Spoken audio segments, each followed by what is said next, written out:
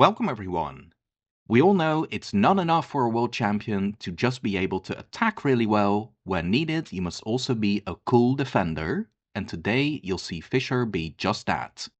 This time he faced a Romanian IM called Victor Ciocaltea. The Romanian had white and opened with e4, c5, the Sicilian defense. We then get an open Sicilian, and knight to f6, attacking e4, knight c3 defense, and of course Fischer chooses the Najdorf variation. And now, as in the game I covered between Minic and Fischer, they enter the main line with bishop g5, e6, f4 and bishop e7. In fact, we still follow the same game after queen f3, queen c7, castles and knight bd7. White again goes for this standard kingside play. Fischer gets his standard pawn break, intending to go b4 and attack white's e-pawn. Then bishop takes, white wants to play g5, and after he did, and knight to d7, we get the first deviation from the Minic-Fischer game. In that game, white played a3 to discourage b5, b4, but Fischer got a nice position after rook to b8 and then b4 anyway. In today's game, white played the move that's still most played nowadays. He went f5. And as I showed in the game against Minic, black often here takes the g-pawn and follows up with knight to e5, but Fischer went for something else. Fischer played the main alternative knight to c5, which defends e6 with bishop and knight, but it also allows f6, and now it's getting messy. First of all, don't play bishop to f8, that's a known trap in this line. White can now go for bishop takes pawn check, and if black takes, then black is not coming back after knight from d takes b5. If the queen ducks to b8, then after trading on g7, knight takes d6 check is deadly. Black's best is to actually sack the queen, because if instead the king runs, then queen takes f7 check is just hopeless.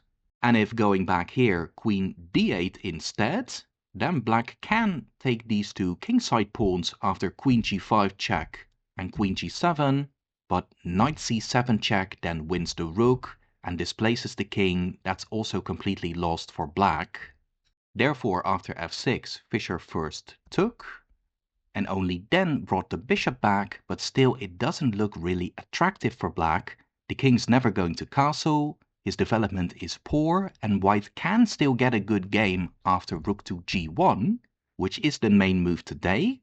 Play can then continue with h5, intending to redevelop the bishop to h6, and when a king dodges that bishop, it could get extremely sharp after b4, and actually knight to d5 to open the e-file and attack black's king. I won't get into more details for now, but that's a promising continuation for white. However, in our game, white instead played the very natural bishop to h3, eyeing up another sacrifice, but this does give black a chance and Fischer found it. First again, b4, and this really forces white's hand. White now has to play boldly and go knight to d5 again, which is what white played, because if black backs down with, let's say, knight from c to e2, then bishop b7 attacks e4 a second time, and if then knight to g3, then the black king is actually safe on the queen side, and black can then put his rooks on c8 and g8, and he's doing really well. White could easily lose that. Going back to the game, white knew that, and he was also happy to play knight to d5 anyway. It's a very typical Sicilian sacrifice, and again, white gets the open e-file. But then again, objectively speaking, black isn't really in danger, and apart from the many other things Fischer did really well, as I said at the start, he was also a very cool defender. So let's see how he defended this position. First, let's trade that dangerous bishop off. White throws in this check, and after king d8, another check, king to c8, but even though white seems to get active, he even recaptures now with check. In fact, he is going astray. Fischer managed to walk his king over to b7, it's not in danger anymore, and don't forget, white has sacked a piece to get this far, and his attack may be drying up. To be fair, white did also get 2 pawns for the piece. White has a good knight on c6, Fischer has a poor bishop on f8, but it is white who has to prove that the piece sack was really strong. White grabbed another pawn, which is still fine for white, but watch how Fischer fights back. Queen d7, offering a queen trade. Of course, white cannot agree to that, but now Fischer activates his rook, and maybe he'll force a queen trade with queen g4 next. Ciocaltea put the knight back on that great c6 square, but now a clever move by Fischer. a5, not allowing any knight a5 check and also securing his own knight by stopping b2, b4, and we begin to wonder how white should continue to make threats. Queen h7 was played next, taking another pawn, fine, but then the rook posts up on g6 and that f-pawn is looking tender now. White moved the king, stepping out of any potential checks, but now Fischer has time to improve his position. First rook to h6, and after queen g8, Fischer didn't take on h2, but on f6. That bishop was black's main problem ever since it was forced back to f8 by white's f-pawn.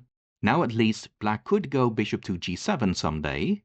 White's queen could also be attacked now by black's a-rook when the bishop does move, so white dropped the queen back. Then king b6, that frees up the a-rook since the king now guards the pawn. But it is here that white unfortunately makes a single move that takes all winning chances away. White actually is still fine and could still cause some trouble. Now this wasn't played, but he could have gone for queen to g3. Let's say black plays queen to f5. Then queen to c3, so planning a3 and b4 now, but also keeping an eye on black's rook on f6, so the black queen cannot do a lot. Let's say therefore queen f2. And the game is still equal, but white can even try a4 here and try to sneak in with the queen to b5. And if black isn't careful, white may even deflect the a-rook with rook to e8 and then take on a5 with the queen. Nobody is winning here, but at least white isn't losing either. In the game, however, white went for rook to d4, which has the same plan, but this way it doesn't work. Fischer found the winning move, and that is queen to f5, and he now wants to play queen to f2, attacking the queen and the rooks, and white is forced to go into a losing endgame. White tried b4, but there's really no danger. Fischer just took that, and after rook b4 check and king to c7, white actually resigned. Now why did he resign? Black still plans to go queen to f2 and simplify into that winning endgame, and white simply has no threats. If for example knight to d4, then queen f2, and if white avoids the lost endgame with let's say queen to h1, then good enough would be rook to f4, threatening to win the knight, and if that's defended, then bishop g7 will force resignation anyway. Well played by Fischer. Maybe it seems like white just blundered and so Fischer won, but remember how this game started out?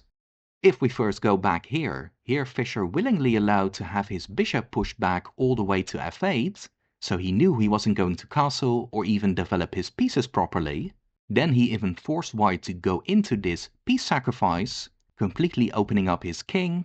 He had to calculate that everything would still work out, but he did that excellently. But when he did get that one chance to completely turn the game around, he also recognized that, and having that awareness once again won him another game. So please let me know if you also like this game. If you did, please simply like the video, and if you're interested in more games, then there are many more in the playlist. There'll also be a new game tomorrow, so I'll be seeing you guys again soon, and take care.